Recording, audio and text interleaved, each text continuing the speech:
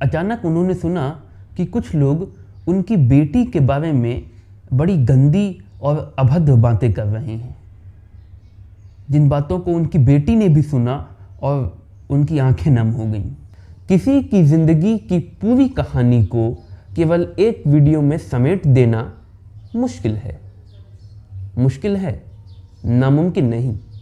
आज मैं आपके लिए बॉलीवुड के बिग बैडी कहे जाने वाले मशहूर विलन रंजीत की ज़िंदगी की पूरी कहानी लेकर आया हूँ।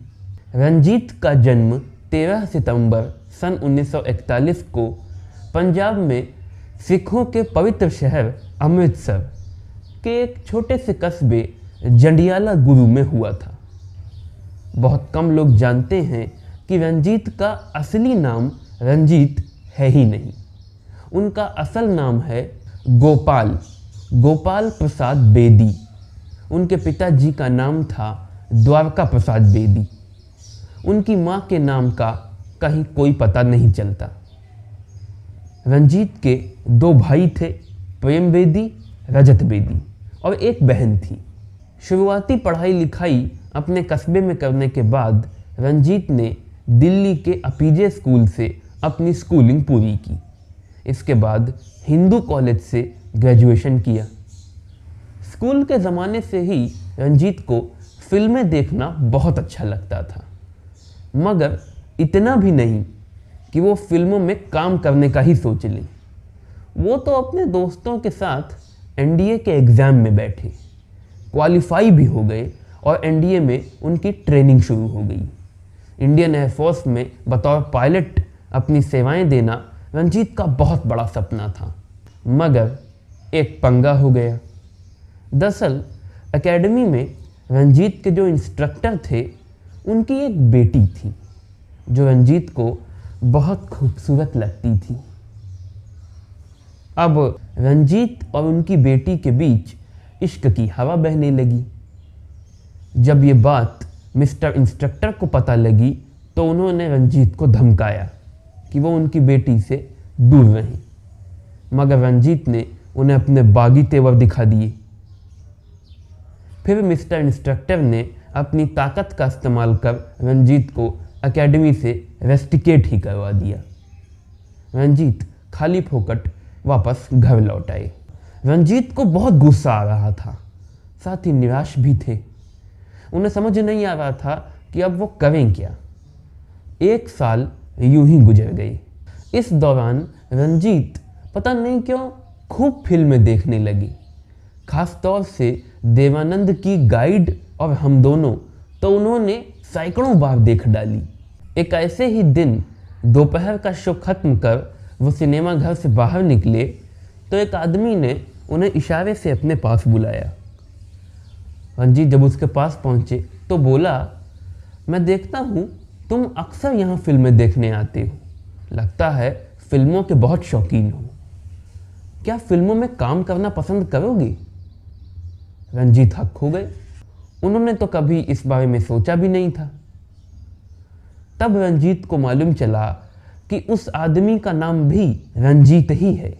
वैसे प्यार से लोग उसे रॉनी कहते हैं। वो एक लंदन बेस्ड बिजनेसमैन था जो भारत में फिल्म बिजनेस करना चाहता था। एक फिल्म प्रोड्यूस कर रहा था जिसका नाम था जिंदगी की राहें। उसके हीरो के तौर पर उसे रंजीत बिल्कुल ठीक लगे थे। ये सब इतना अचानक हो गया कि रंजीत को कुछ समझ ही में नहीं आया। उन्होंने एक दिन का वक्त लिया ज़रा सोचने के लिए, और सोचकर ये तय किया कि वैसे भी ज़िंदगी में आगे क्या करना है ये उन्हें समझ आ नहीं रहा है, तो क्यों ना यही करके देख लें। उन्होंने हाँ कर दी। रॉनी ने उनसे कहा कि उन्हें उनके साथ बम्बई चलना होगा। अब रंजीत अच्छी तरह से जानते थे कि उनका परिवार बेहद ही रूढ़िवादी है। उनके परिवार वालों को ये बिल्कुल अच्छा नहीं लगेगा कि रंजीत फिल्म वगैरह में काम करें। इसलिए उन्होंने अपने घर वालों से झूठ कहा कि वो बम्बई बस ऐसे ही जा रहे हैं, कुछ काम भी ढूंढेंगे। रंजीत की माँ बड़े शहर के नाम से घबराती थी। उन्हें लगता था कि बड़े शहर में सब कुछ गलत ही गलत होता है, गुनाह का जंजाल होता है। इसलिए उन्होंने रंजीत को एक सोने की चेन, एक सोने की अंगूठी और हाथ में पहनने वाली घड़ी दी, ये सोच कि मान लो वह रंजीत की जेब कट जाती है, उनका पैसा चोरी हो जाता है, तो ये तमाम चीज़ें बेच बाँच कर कम से कम वो घर तो पहुंच सकते हैं। रंजीत रोनी के साथ बम्बई पहुंचे। रोनी सबसे पहले उन्हें लेकर गए मशहूर डायरेक्टर चेतन आनंद के घर। रंजीत पहली बार किसी एक्ट्रेस से असल में मिले। मशहूर एक्ट्रेस प्रिया राजवंश चेतन आनंद के साथ ही रहती थी। चूँकि आमों का मौसम था, इसलिए खाना वगैरह के बाद आम पेश किए गए। अब लंदनिया चेतन आनंद का घर था, तो वहाँ आम भी इस तरह परोसे गए थे कि चम्मच से उसका थोड़ा थोड़ा गूदा निकाल के खाया जाए। मगर रंजीत ठहरे देसी वाले, इनको पूरा समूचा आम हाथ से खाना था, फिर गुठली चूसनी थी। रंजीत को वैसा करने तो दिया गया, किसी ने टोका नहीं, मगर वहाँ सभी को बहुत अजीब लगा। इसके बाद रोनी रंजीत को लेकर मशहूर एक्टर सुनील दत्त के घर गई। उस रात सुनील दत्त के घर पर पार्टी थी। वहाँ भी दस्तरखान बिछा और मटका गोश्त परोसा गया। अब रंजीत ठहरे मांस मदिरा के घोर विरोधी, तो उन्होंने खाना खाने से इनकार कर दिया। जब सुनील दत्त की पत्नी एक्ट्रेस नरगिस को पता चला कि रंजीत शाकाहारी हैं, मांस नहीं खाते, तो उन्होंने फटाफट उनके लिए पराठे बनवाए और दाल में तड़का लगाकर उनके लिए दाल पराठे पेश किए। इसके बाद रोनी ने रंजीत को राज कपूर, धर्मेंद्र, राजकुमार, राजेश खन्ना जैसे कई बड़े सितारों से मिलवाया, इसलिए कि ताकि रंजीत भी बॉलीवुड में अंदरूनी बन जाएं। रंजीत को लग रहा था वाह, अब उनका करियर आराम से बढ़िया शुरू हो जाएगा, कोई दिक्कत नहीं होगी। वो बहुत मज़े में थे, बहुत खुश थे। मगर तभी मूड मुड़ाते ही ओले पड़े। दरअसल रंजीत जिस मुख्य काम के लिए बम्बई आए थे, उसी के होने में संकट हो गया। दरअसल जिंदगी की राहें जो रोनी बना रहे थे, किसी वजह से ये फिल्म बन नहीं पाई। रोनी बजट का इंतज़ाम करने का कहकर लंदन गए तो लौट कर ही नहीं आए, और जितने लोगों से रोनी ने रंजीत को मिलवाया था, किसी से भी जान पहचान का कोई फ़ायदा नहीं हुआ। रंजीत बस स्टूडियो दर स्टूडियो, स्टूडियो दर स्टूडियो के चक्कर लगाते रहते, मार क्या घुमाते रहते, कुछ हासिल न हुआ। एक दिन रंजीत उकता गए। उन्हें लगा छोड़ो, वापस दिल्ली चलते हैं, वहाँ देखेंगे क्या करना है। ट्रेन पर बैठने ही वाले थे कि अचानक उन्हें एहसास हुआ बहुत भूख लगी है। ट्रेन में बैठने के बाद कुछ नसीब न होगा, तो क्यों ना कुछ खा कर सफ़र शुरू करें। स्टेशन के पास ही एक छोटा सा होटल था, उसी में खाना खाने लगे। अचानक उनके पास एक आदमी आया और बोला कि वो अभी अभी बम्बई आया है और उसे सुनील दत्त के स्टूडियो जाना है, रंजीत को मालूम हो तो उसे पहुंचा दें। रंजीत को लगा चलो अब इस शहर से जा ही रहे हैं तो जाते जाते एक पुण्य कमा ले। वो उसे लेकर सुनील दत्त के स्टूडियो पहुंच गए। ऊपर सुनील दत्त का माला समझाकर जैसे ही वापस जाने लगे, तैसे उन्हें किसी ने एक ज़ोरदार आवाज़ लगाई। पीछे मुड़कर देखा तो सुनील दत्त का सेक्रेटरी था। उसने रंजीत को बताया कि दत्त साहब 2 दिन से उन्हें याद कर रहे हैं, खोज रहे हैं। आज सुबह तो जिस खोली में वो रहते थे वहाँ भी गए, मगर वो वहाँ मिले ही नहीं। चले जल्दी उनसे मिल लें। रंजीत सुनील दत्त से मिले और तब सुनील दत्त ने उन्हें बताया कि वो एक फिल्म बना रहे हैं, रेशमा और शेरा, जिसमें रंजीत को एक रोल देना चाहते हैं। रंजीत तो खुशी के मारे उछल पड़े और भगवान को लाख लाख धन्यवाद देने लगे कि अच्छा हुआ ट्रेन में बैठने से पहले उनको भूख लग गई थी, वरना अगर ट्रेन पर बैठ के निकल लेते तो वो ना होते जो वो बने। फिर रंजीत खुशी खुशी रेशमा और शिवा की शूटिंग करने लगे। रेशमा और शिवा की शूटिंग के दौरान ही उन्हें एक दूसरी फिल्म भी मिल गई, मोहन सेगल की सावन भादो। इन दोनों ही फिल्मों के लिए उन्हें तकरीबन 1,500 रुपये मिले थे। अब रंजीत का फिल्म डेब्यू हो चुका था, रेशमा और शेरा और सावन भादो के बाद रंजीत ने हलचल, हसीनों का देवता, दोस्ती और दुश्मनी, परछाइयाँ जैसी कुछ और फिल्मों में भी काम किया। मगर रंजीत को असली पहचान मिली साल 1973 में रिलीज होने वाली फिल्म शर्मीली से। शर्मीली वो पहली फिल्म थी जिसमें रंजीत ने रेप सीन किया था एक्ट्रेस राखी के साथ। शर्मीली वो पहली फिल्म थी जिसमें रंजीत के काम की खुलकर तारीफ हुई। इसी वजह से रंजीत अपने पूरे परिवार के साथ ये फिल्म देखने पहुंचे। अब रंजीत तो बहुत खुश थे ये सोचकर कि उनका इतना अच्छा काम देख उनके परिवार का सीना गर्व से फूल जाएगा, मगर हुआ इसका बिल्कुल उल्टा। बवाल मच गया। घर आए तो रोना धोना मचा हुआ था। उनकी माँ ने रोते हुए कहा, ऐसा काम करता है तू? मासूम लड़कियों के बाल खींचना, कपड़े फाड़ना, उनकी इज्जत लूटना, थू, आज से तू मेरा बेटा नहीं। उनके पिताजी कहने लगे, अरे अब क्या मुंह लेकर जाऊंगा अपने गांव में, भगवान किसी को तेरे जैसा नालायक बेटा ना दे, चल दफा हो जाए यहाँ से, बट। देखते ही देखते चंद पलों में रंजीत को उनके घर परिवार से बेदखल कर दिया गया। रंजीत को कुछ समझ नहीं आ रहा था वो करें क्या। आखिरकार उन्होंने खुद एक्ट्रेस राखी से मदद मांगी। राखी उनके घर गईं, उनके परिवार को समझाया, उनकी माँ और पिताजी को समझाया कि ये सिर्फ एक्टिंग है, असलियत नहीं। असल में रंजीत ने उनके साथ कुछ भी नहीं किया, वो बिल्कुल ठीक है। रंजीत असल में वैसे नहीं जैसे पर्दे पर दिख रहे थे। फिर धीरे धीरे रंजीत की माँ और पिताजी, उनके पूरे परिवार को बात समझ में आई। रंजीत के मुताबिक शर्मीली के बाद उन्होंने कभी पीछे मुड़कर नहीं देखा। 70 के दशक में रंजीत ने विक्टोरिया नंबर 203, गद्दार, फरेब, कीमत, कश्मकश, झील के उस पार, बंधे हाथ, हाथ की सफाई, इल्ज़ाम, इम्तिहान, आपकी कसम, चलता पुर्जा, मुकद्दर का सिकंदर, लैला मजनू, छैला बाबू, लूटमार, धर्मात्मा, माँ, खोटे सिक्के, फूल खिले हैं गुलशन गुलशन, पोंगा पंडित, सेवक, सुहाग और द बर्निंग ट्रेन जैसी कई फिल्मों में काम किया। इनमें से अधिकतर फिल्मों में उनका एक ना एक रेप सीन ज़रूर होता था। रंजीत के मुताबिक उन्होंने तकरीबन 200 से ज़्यादा फिल्मों में रेप सीन किए हैं, इसीलिए उन्हें बॉलीवुड का रेपिस्ट भी कहा जाता है। उनके अधिकतर फिल्मों में उनका एक विंटेज लुक हुआ करता था, खुला हुआ सीना, उसमें एक गोल्डन कलर का लॉकेट। रंजीत के मुताबिक ये कोई जानबूझकर सोचा समझा नहीं बनाया गया था। दरअसल असल में वो एक गोल्डन कलर का लॉकेट पहनते थे। उन्हें लगता था कि वो लॉकेट बहुत बढ़िया है, बहुत सुंदर है, तो दुनिया उसे देखे, दुनिया देखे, इसलिए वो सीना खोल लेते थे, शर्ट की बटन खोल लेते थे। ऐसा कई फिल्मों में करने के कारण ये उनका एक रंजीत स्टाइल लुक बन गया।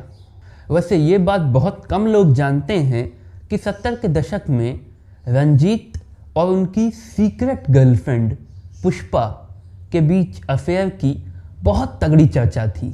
रंजीत के मुताबिक तकरीबन 12 साल तक उन्होंने पुष्पा को डेट किया था। इस दौरान उन्हें पुष्पा से बेइंतहा इश्क हो गया था, इसीलिए उन्होंने पुष्पा से ही शादी कर ली।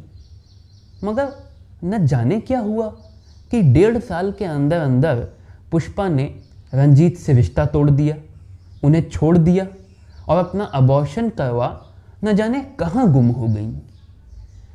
रंजीत के मुताबिक उन्हें कभी समझ नहीं आया कि आखिर पुष्पा ने ऐसा कदम क्यों उठाया। 12 साल से वो एक दूसरे को जानते थे, एक दूसरे की रग रग पहचानते थे। आखिर पुष्पा ने ये कदम क्यों उठाया, किस लिए उठाया, और उन्हें कुछ भी नहीं बताया। आखिर उन्होंने ऐसी क्या गलती कर दी थी कि पुष्पा ने उन्हें इतनी भयंकर सजा दी। बहरहाल वक्त हर घाव को भर देता है। 80 के दशक में रंजीत ने आपके दीवाने, आखिरी इंसाफ, चंबल की कसम, याराना, रक्षा, नियत, लड़ाकू, गजब, लक्ष्मी, राजपूत, घुंघरू, इंकलाब, रॉकी, लावारिस, खून और पानी, तेजा, मुकद्दर का फैसला, ये तो कमाल हो गया, नागिन, होशियार, गिरफ्तार, तेजा, गुलामी, आखिरी और किशन कन्हैया जैसी कई फिल्मों में काम किया। रंजीत के मुताबिक बहुत से लोग उनकी फिल्मी छवि को उनका असल व्यक्तित्व समझ लेते थे। इसी वजह से बहुत सी महिलाएं असल में उनसे डरती थीं। अगर आप कैमरे के उस पार एक महिला हैं तो ज़रा मुझे कमेंट बॉक्स में कमेंट कर ये बताइए कि क्या आप भी रंजीत से डरती हैं? क्योंकि रंजीत के मुताबिक तो सेंसर बोर्ड में एक महिला समीक्षक थी, वो उनके सीन आने पर डर के मारे अपनी आंख बंद कर लेती थी। मशहूर क्रिकेटर कपिल देव की भाभी बहुत बीमार थी। रंजीत उनसे मिलने पहुंचे तो वो डर के मारे रोने लग गईं। जब फिल्म प्रेम प्रतिज्ञा की शूटिंग के दौरान एक्ट्रेस माधुरी दीक्षित को पता चला कि रंजीत के साथ उनका एक मॉलेस्टेशन वाला सीन है तो वो घबरा गईं, डर के मारे रोने लगीं। उन्होंने सीन करने से ही मना कर दिया। बड़ी मुश्किल से समझा बुझा कर मना कर उनको सीन के लिए राज़ी किया गया। मगर शूटिंग खत्म होने के बाद वो चौंक कर रंजीत से पूछने लगी, मुझे तो लगा था बहुत दिक्कत होगी मगर कुछ भी नहीं हुआ। मुझे तो ये महसूस भी नहीं हुआ कि आपने मुझे कब कहाँ कैसे छुआ। रंजीत के मुताबिक दरअसल वो समझते थे कि ऐसी सीन्स की शूटिंग के दौरान एक्ट्रेसेस की क्या मनस्थिति होती है, इसीलिए वो अपनी पूरी कोशिश करते थे कि उन्हें दिक्कत ना हो। इस तरह से इस जगह पे छूते थे, कान में धीरे धीरे से कहते रहते थे, मेरा बाल खींचो, मेरा मुंह नोचो, मुझे दूर धकेलो, पूरी तरह से कंफर्ट करने की कोशिश करते थे। इसी वजह से कई एक्ट्रेसेस रंजीत को इंडस्ट्री के बेस्ट कोऑपरेटिव एक्टर्स में से एक मानती हैं।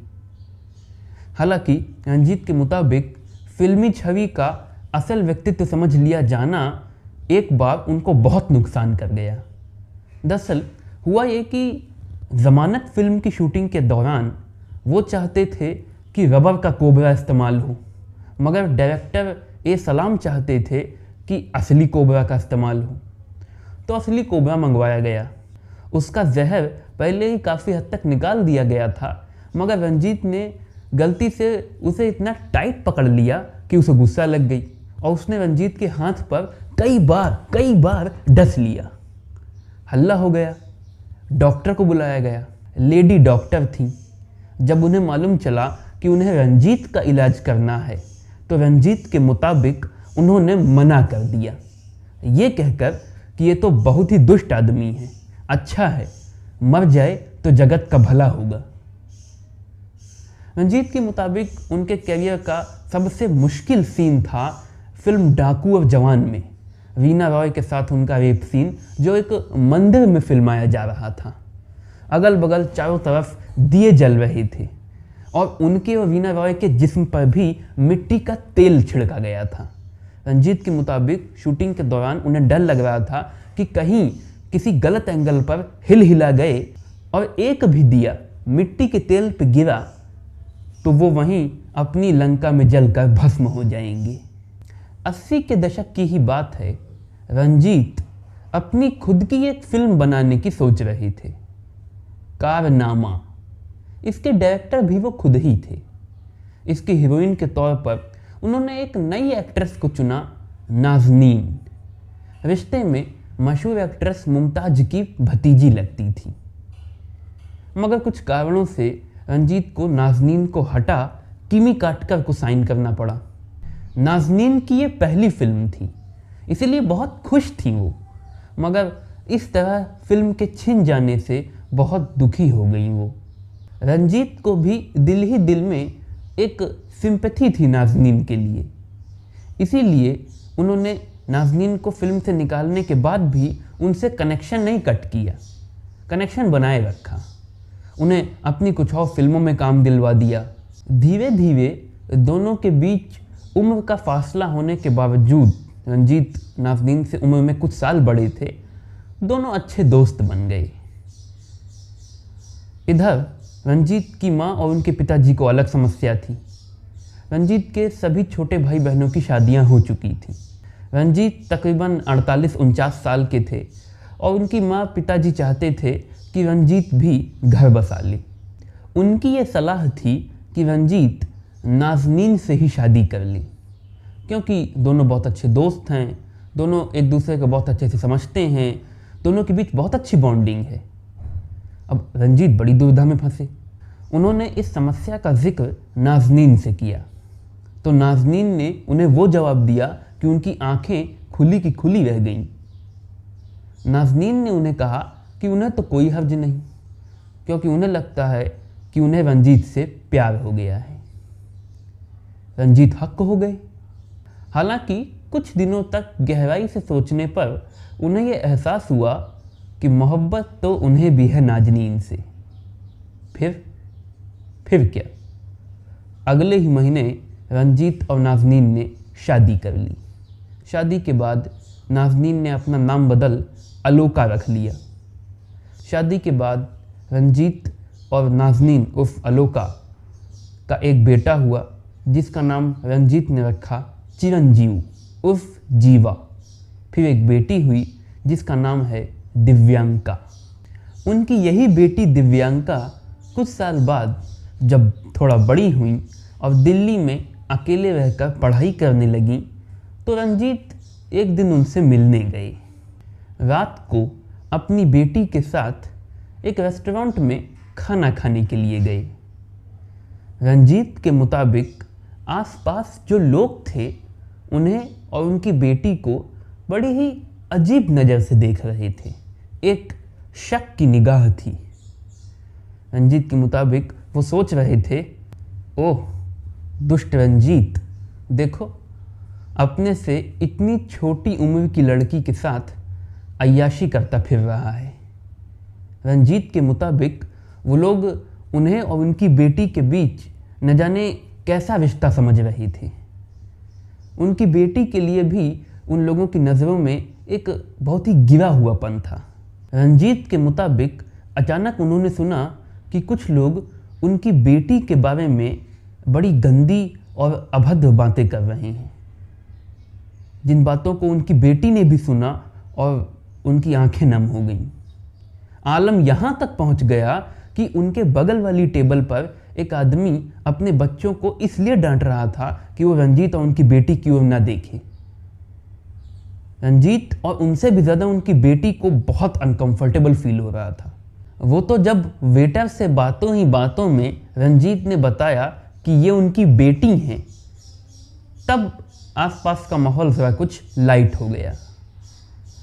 रंजीत अपने इंटरव्यू में कहते हैं कि उस घटना का अंत तो फिर भी दुरुस्त हो गया, मगर उस घटना ने उनके दिल पर बहुत गहरा असर कर दिया। रंजीत के मुताबिक उस रात वो सो नहीं पाए। उन्हें अपने लिए बुरा नहीं लगा था, अपनी बेटी के लिए लगा था। रंजीत के मुताबिक उन्हें लग रहा था कि आज उनकी फिल्मी छवि के कारण उनकी बेटी को शर्मिंदा होना पड़ा है।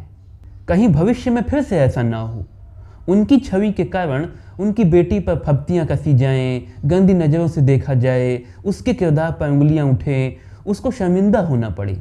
रंजीत के मुताबिक वो ये भी जानते थे कि अब उनकी छवि बदलेगी नहीं, वही रहेगी, और ऐसी फिल्मी छवि का कोई फ़ायदा नहीं जिससे उनकी बेटी को नुकसान हो, उसका आत्मसम्मान आहत हो, इज्जत घटे।